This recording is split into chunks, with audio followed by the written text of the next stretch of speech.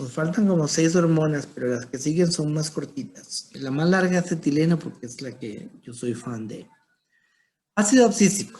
El ácido abscísico, vean la molécula que está ahí, recuerde casi todas tienen dobles enlaces y así anillos aromáticos. Se conocieron como dormines, abscicina 1 y abscicina 2, y en la actualidad se conocen que todas esas variedades son la misma hormona, o sea, el mismo compuesto que se llama ácido abscísico. Todas resultaron ser la misma cosa, produciendo abscisión foliar y frutos, exhibición e inhibición de yemas axilares. El ABA es el ácido abscísico, es un sesquiterpenoide producido a partir del ácido mabelónico en cloroplastos y otoplastidios.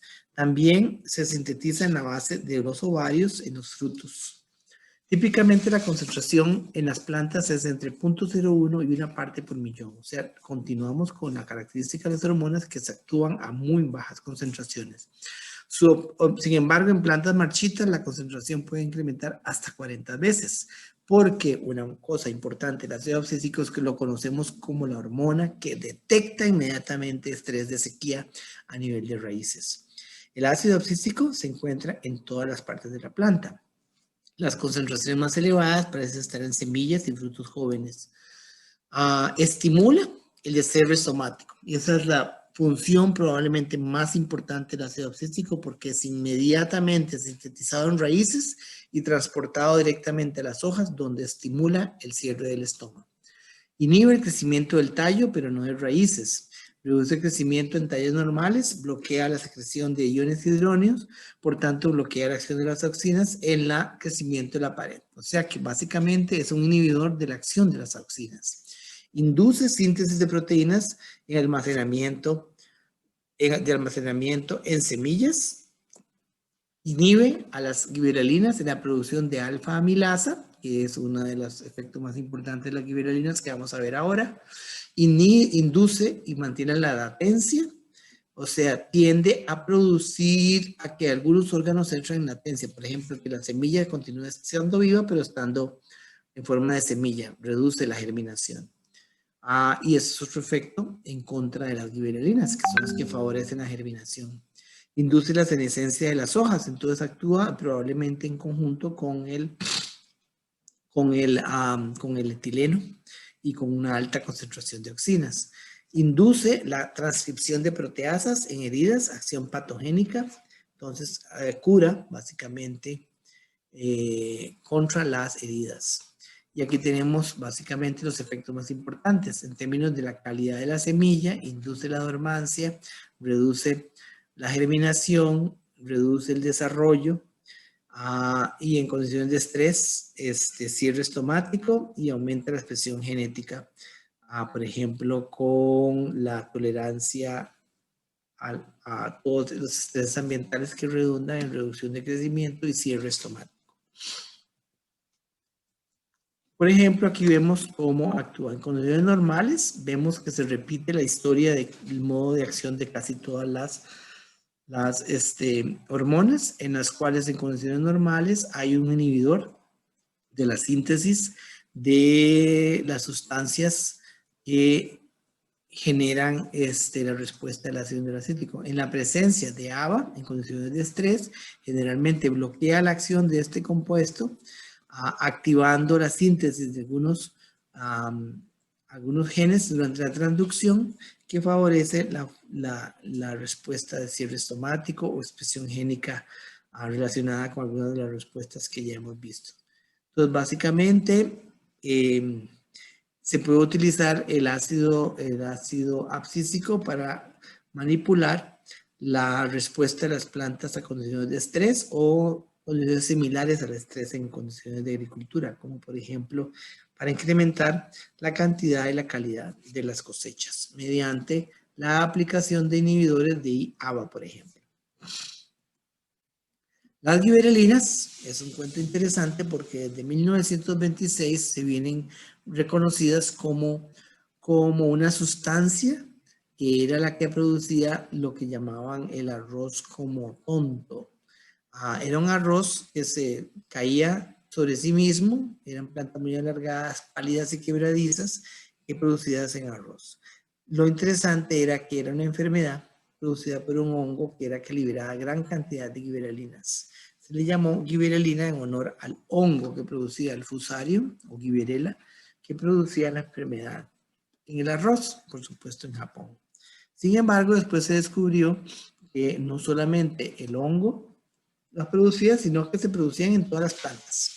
Al punto que para los años 1970, 80, se consideraba que la giberelina era la hormona que producía la floración en las plantas. Eso ya se ha desechado, aunque tiene un papel protagónico muy importante durante los procesos de floración de todas las plantas. Para el 56, West y Finney aislaron giberelina de facelos vulgares. Todos vieron que era muy común en el reino vegetal. ¿Qué son las giberelinas? Las giberelinas son aproximadamente 110 diferentes ácidos que se llama ácido giberélico y son nombrados así, ácido giberélico 1, 2, 3, hasta 110, que difieren poco químicamente, pero mucho en su actividad biológica. Aproximadamente el 30% de estos 110 tipos de ácidos giberélicos son biológicamente activos. Todas las plantas contienen al menos una de estas que es activa. Usualmente existen activas e inactivas en diferentes concentraciones dependiendo del tejido. Entonces, ¿dónde se sintetizan? Se sintetizan en tejidos de tallos jóvenes, meristemáticos, células apicales de raíz creciendo, frutos jóvenes creciendo, semillas verdes o en germinación. Entonces, como ven, dentro de mi clasificación de frutas de hormonas positivas y hormonas negativas, esta es una hormona positiva, porque está en todo lo que es creciendo, desarrollo y función de aumento. En girasol, por ejemplo, en las hojas jóvenes, se encuentran hojas jóvenes en entrenudos superiores y se reduce hacia las hojas y entrenudos basales. O sea, las plantas viejas tienden a tener poco ácido giberélico. Las giberelinas son derivados de diterpenos a partir de 4 unidades suprenoides formadas por un sistema de 4 anillos. Existen las giberelinas de 19 y 20 carbonos. De todas esas 110, hay unas que tienen solo 19 carbonos y otras que tienen 20 carbonos. El carbono 20 no es parte de los 4 anillos, sino de una cadena aparte. Y esa es la molécula. Estas son las moléculas de cómo son el giberélico 1, por ejemplo, giberélico 15. La estructura básica es esta. Entonces, con 20 o con 19. Y estas que se muestran aquí, el 1, el 15, el 3 y el 17 son las que tienen conocidas que tienen mayor efectos fisiológicos. Todas las demás, con una pequeña variación en la estructura, no tienen efectos tan importantes. La actividad biológica parece que está determinada por la presencia de un OH en posición 3 beta en el carbono 19. Las formas 20 y 19 sin posición 3 beta hidroxiladas pasan a ser no, aquí falta, perdón, no son activas. Las ácidos giberélicos activas se pueden desactivar irreversiblemente por incorporación de OH en la posición 2 beta. Las formas inactivas tienden a ser productos finales que son acumulados. Los efectos fisiológicos, algunos de estos son muy parecidos a los de citoquininas y las auxinas. El primero es que afectan a procesos vegetativos como reproductivos. Pueden revertir el proceso de adulto a fase juvenil. Controla la inducción de la floración. Controla el crecimiento y producción de flores y frutos.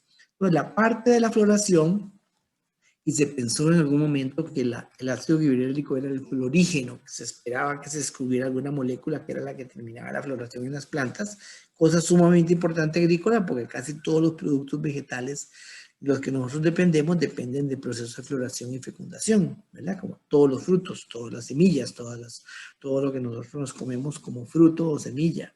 Entonces, era importantísimo descubrir quién era que controlaba la formación de las flores. Pero todavía sigue siendo sumamente importante, pero no es lo único. Se sustituye la aplicación de giberelina, sustituye los requerimientos del uso frío en las semillas para germinar, o sea, rompe con la latencia de las semillas. El crecimiento y alargamiento del tallo, por ejemplo, la ausencia de algunas giberelinas produce enanismo en las plantas. Mutaciones en la biosíntesis de ácido giberélico no alteran el número de entrenudos, pero sí el largo de estos, o sea que es el alargamiento el que mayor afecta. Mutaciones de desactivación, plantas tipo slender, han sido estudiadas en muchas especies en las cuales lo que hacen es que esa mutación es realmente la que favorece el alargamiento. Las mutaciones de respuesta en la vía de transducción de la señal produce plantas enanas y alargadas. Esto lo vamos a ver en la parte de la clase dentro de 2 semanas que tiene que ver con fotomorfogénesis, donde lo vamos a ver en detalle. Otro efecto fisiológico es, esto ya lo vimos acá, esto se refiere a nivel de semilla que activa la germinación y la formación del crecimiento del embrión en las semillas y los mutantes, se ha repetido aquí para las figuras, la formación de mutantes slender. Entonces, estas plantas sumamente alargadas de arveja son plantas mutantes sin la síntesis de alguno de los ácidos giberélicos que lo que hacen es liberar a la planta y producir plantas sumamente alargadas, normales o enanas, también si no cuenta con el slender. Otros efectos son los ácidos giberélicos median el alargamiento del tallo. Ahí, ¿cuál planta era la del crecimiento normal? La C. Las largas. Las largas son las normales porque son enredaderas. Estos frijoles son enredaderas normales. Con la ausencia del giberélico, del gen slender que sintetiza el ácido giberélico, se quedan enanas. Ok. ¿Ya? El ácido giberélico tiende a producir estructuras alargadas siempre. Entonces, en condiciones naturales, la acción del ácido giberélico es producir plantas alargadas. Si tienes una mutación de slender, que no es slender, o sea, no eres larga, se producen las enanas en esta planta que produce como un frijol, es un guisante. Y entonces se producen enanas. Ok. Gracias. De nuevo acá, ¿verdad? En otras plantas de roseta, al revés en las plantas de roseta. En las plantas de roseta, una planta produce floración. Ustedes han visto las plantas de roseta floreciendo, por ejemplo, una margarita o una planta de repollo. ¿Ustedes han visto cómo florece un repollo? Nadie ha visto cómo florece un repollo. No, ¿verdad? Creo que sí, pero hace Es algo parecido al dibujo que está aquí al lado. El repollo sería una planta repollada como esta, ¿verdad? Esta está abierta, pero los repollos es todavía más encerrado.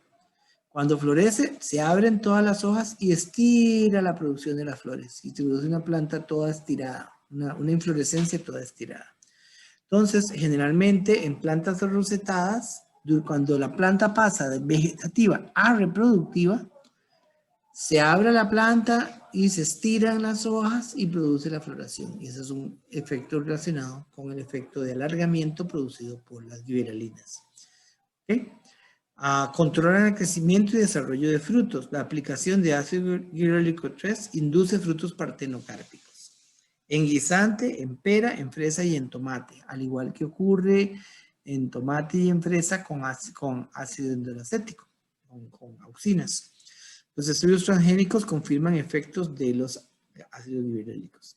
La germinación y movilización de reservas de hidrolización del ácido gibberélico 20 al gibberélico 1 induce el alargamiento. La luz roja estimula la síntesis de ácido gibberélico 1 en lechuga, por ejemplo, y entonces tiende a alargar y a producir inflorescencias en la lechuga. Entonces, las gibberelinas básicamente es una hormona de crecimiento, ¿verdad? Favorece el alargamiento celular, dispara la germinación de semillas, dispara la floración y bloquea el envejecimiento. Y está afectado por la luz, por el fotoperiodo, eso no lo hemos visto antes, pero vamos a ver en la siguiente clase después de la de nutrientes, y las bajas temperaturas que están relacionadas con envejecimiento. ¿Okay? Interactúa con citoquininas y con ácido abscísico para bloquear el crecimiento. El modo de acción de las gibberelinas el receptor de la gibberelina se encuentra en la membrana celular, el cual produce una secuencia de reacciones relacionadas con calcio. El calcio bloquea a una hormona que se llama la calmodulina, la cual dispara dentro del núcleo la síntesis de un montón de proteínas de respuesta, que son las que están relacionadas con la síntesis de amilasas o degradación generalmente de amilasas para la producción de glucosa y de sacarosa para el crecimiento. En estos dos ejemplos de acá es la acción de las gibberelinas en la germinación de la cebada. Entonces vemos aquí que el embrión comienza la síntesis de gibberelinas. Las gibberelinas producen un montón de enzimas. La acción de las gibberelinas estimula la síntesis de enzimas que favorecen la degradación de esta capa de aleuronas, que es un montón de sustancias de reserva de celulosas que favorecen la síntesis de glucosa para su degradación y crecimiento de la planta.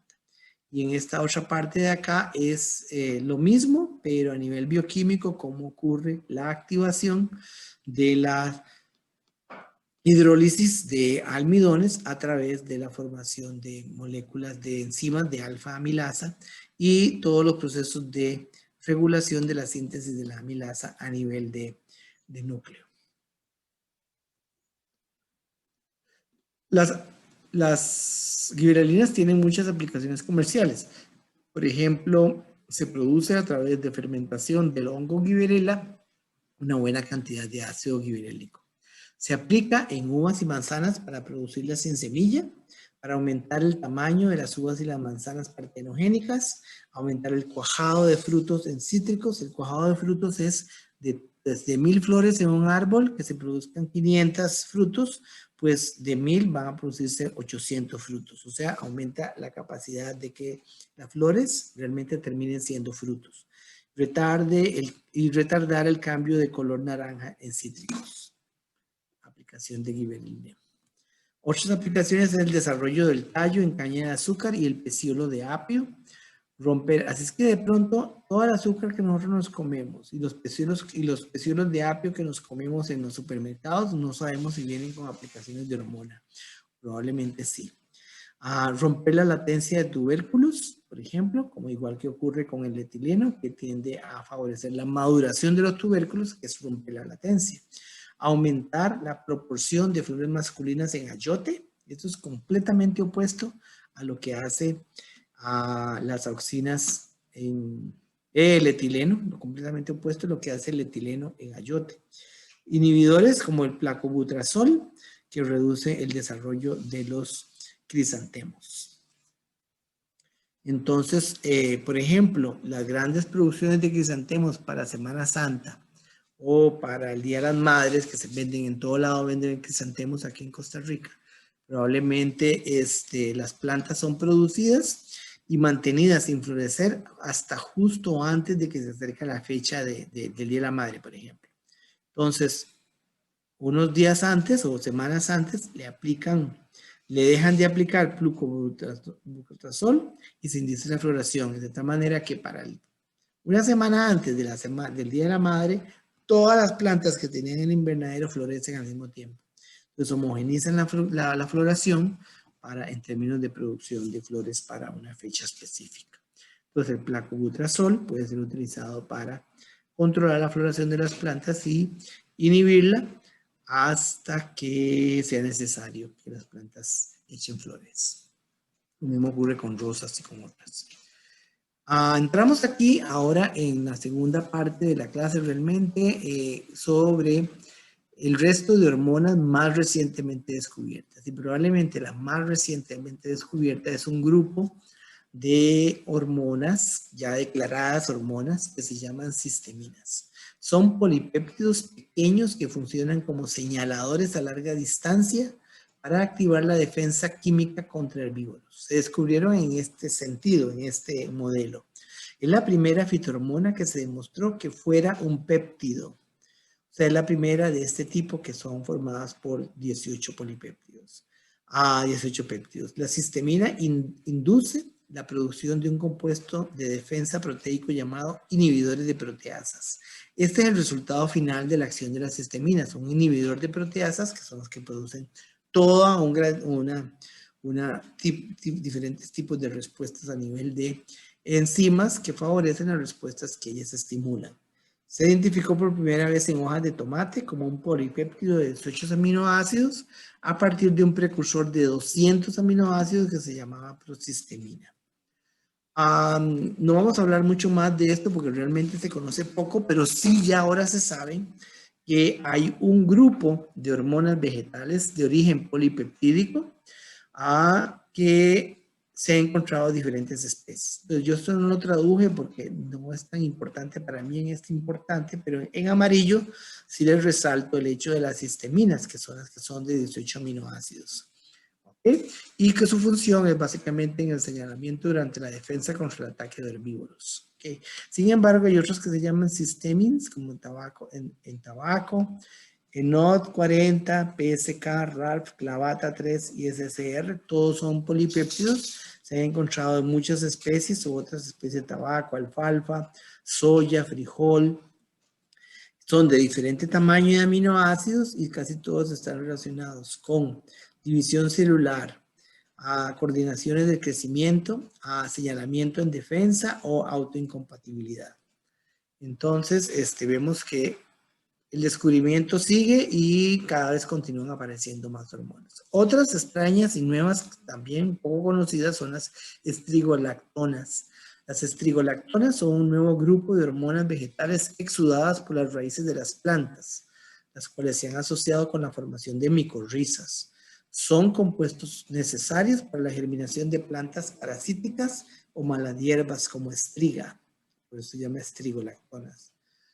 En Arabidopsis son inhibidores de la ramificación del fruto y se producen a partir de carotenoides. Vean la molécula compleja que tienen, con algunas regiones de alta resonancia, probablemente relacionada con ese origen de carotenoides y su inestabilidad probablemente ante condiciones de luz o de sequía.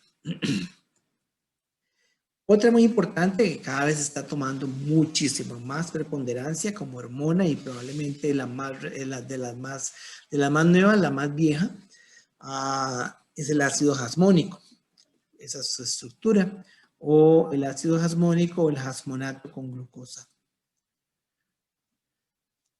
La aplicación de ácido jasmónico o ácido jasmónico metilado regula el crecimiento y la senescencia, altera la expresión génica de lesiones, el déficit hídrico, tiene un papel importante también en la defensa de la planta y tiene que ver con la maduración del fruto, la viabilidad del polen, el crecimiento de la raíz y el doblamiento de los zarcillos en las plantas que tienen zarcillos, por supuesto. Entonces, el modelo de resistencia al ataque por patógenos, por histaminas y ácido jasmónico, nos demuestra en este caso que la respuesta de la planta hacia el ataque de herbívoros está mediado no solamente por histaminas, que son las que determinan, se sintetizan cuando hay un ataque físico producido por una larva que se está comiendo la hoja. La histamina viene y se enlaza a un receptor a nivel de membrana y determina la síntesis de jasmonatos. Y estos jasmonatos son los que activan la producción de genes relacionados con proteasas defensoras de la planta. Entonces, en este ejemplo no solo vemos cómo actúa el ácido jasmónico, sino que está integrado directamente con la histamina.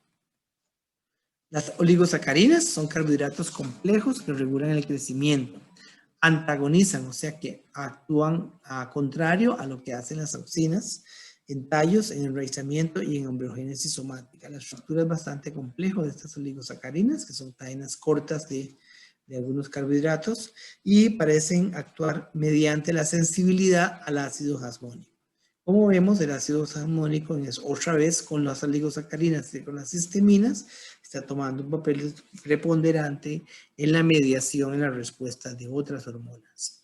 Las poliaminas, moléculas policatiónicas de animales y plantas, que podrían actuar como segundos mensajeros, como segundos mensajeros de otras hormonas. Entonces, es interesante ver que las poliaminas se encuentran en animales y en plantas.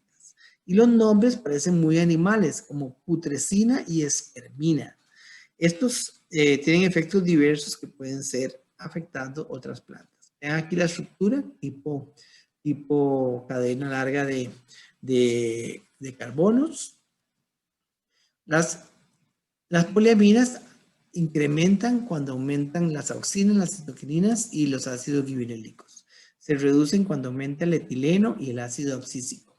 Aquí vean los nombres que existen: putrescina, cadaverina, espermidina, espermina y termospirmina.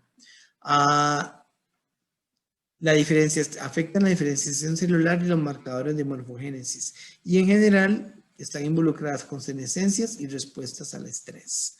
Entonces, como vemos acá, son moléculas que se encuentran tanto en plantas y animales y están relacionadas con esos procesos de muerte celular, senescencia y problemas relacionados con afectos significativos en el desarrollo normal de las plantas. Vean, por ejemplo, acá este gráfico muestra a nivel celular cómo intervienen las poliaminas en todos esos procesos como de muerte celular. Las poliaminas vienen aquí, esperminas, putresinas, ingresan a la célula y tienen que ver con la necrosis, bloquean la necrosis, facilitan la apoptosis, o sea, la muerte celular diferenciada, la proliferación de células y el reprogramamiento celular, la autofagia y la traducción de esas poliaminas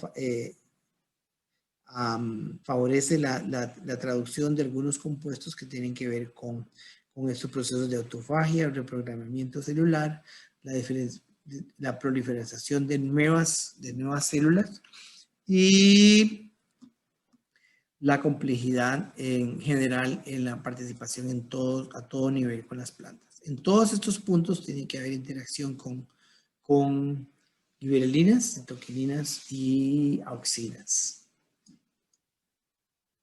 Otro grupo de hormonas son los brasinólidos o brasinoesteroides, que son polihidroxiesteroides. Tenemos aquí la molécula también con regiones resonantes. El brasinólido más activo es el aislado de brásica. Brásica es el grupo de plantas relacionados a las coles. Se encuentra en semillas, tallos, hojas y brotes. Y en polen se encuentra en muy alta concentración. Y parece que está relacionado con el estimulamiento del alargamiento celular, inhibe el crecimiento radicular, estimula el gravitropismo, o sea que está probablemente involucrado con las auxinas, la diferenciación del xilema, lo que confirma su interacción con las auxinas, retrasa la abscisión foliar, lo que combina con citoquinina y auxina, y aumenta la resistencia al estrés, que combina con todas las demás hormonas como ácido jasmónico y etileno. El ácido salicílico es otra hormona vegetal que interviene en varios procesos vitales para las plantas. Ácido salicílico es realmente, también ustedes lo conocen como aspirina, es un precursor de la aspirina. Es una hormona vegetal que nos ha ahorrado más de un dolor de cabeza. Eso es un título de un blog de la revista de Biología Tropical, en la cual se hizo un resumen muy sencillo sobre lo que era el ácido salicílico desde el punto de vista de las plantas. Los efectos de este ácido salicílico como hormona vegetal es que induce la floración y en algunas especies como en gloxinia, violeta y petunia. Induce la resistencia sistémica a patógenos. El papel más conocido del ácido salicílico es ser una molécula que emite una señal para activar los mecanismos de defensa de las plantas ante la incidencia de cualquier patógeno. Entonces, incrementa la termogénesis. La termogénesis es la producción de calor por parte de algunos órganos, generalmente algunos pétalos, flores, frutos, que tienden a aumentar la temperatura y que favorecen aumento de la maquinaria bioquímica relacionada con la respiración. Retrasa la senescencia en hojas y pétalos e induce la respuesta de la planta ante el estrés abióticos como ataque de patógenos, sequía, salinidad y frío. Entonces, vamos viendo con todos estos ejemplos que muchas de estas hormonas nuevas están relacionadas con la resistencia a enfermedades o patógenos. y actúan a diferentes niveles de la detección y el señalamiento relacionado con heridas, con patógenos, con enfermedades, con ataques de bacterias, hongos, y se relacionan en muchos casos con cuestiones más o menos de crecimiento o de inhibición de algunos sistemas. Para ir terminando, vemos aquí los reguladores de crecimiento sintéticos e inhibidores de crecimiento. La ciencia ha sido capaz de desarrollar algunas moléculas similares a las naturales que se encuentran dentro de las plantas y ha desarrollado, por ejemplo, herbicidas, que son moléculas muy parecidas a auxinas o a etilenos que sirven para ayudar a manejar las cosechas y, por ejemplo, sincronizar la maduración.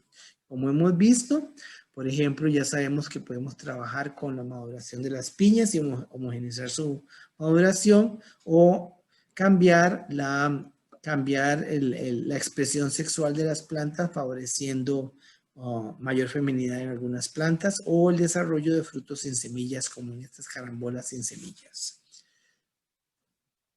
El número 1 utilizado desde hace muchos años, que ya realmente está prohibido como herbicida, es el que mencioné antes, la auxina, tipo auxina, que es el 2,4-D y el 2,4,5-T, que producen crecimiento anormal de brotes, clorosis, muerte de raíces, y el 2,4,5-T es muy tóxico para las leñosas perennes, o sea, produce una pérdida de hojas inmediata en plantas grandes de hojas perennes. ¿Okay? El ácido clorotrifosfórico es el famoso etrel que lo mencionamos antes, que ayuda a una rápida maduración del tomate, facilita el manejo de la cosecha en cereza y estimula la producción de látex en el árbol producción de hule, que es el EVEA. Y la sal cuaternaria de amonio 1618 es otro compuesto sintetizado por el hombre, que es un inhibidor de crecimiento antagónico a los ácidos guiberélicos. Las morfactinas es otro compuesto creado por el hombre que se aplican a plantas ornamentales que inhiben el crecimiento e inhiben la dominancia apical y se usan más que todo para producir un aspecto arrepollado en arbustos. Entonces, en términos de negocio de ornamentales, la aplicación de la morfactina favorece la formación de plantitas en maceta muy lindas, arrepolladitas, para tener jardines tipo parisinos.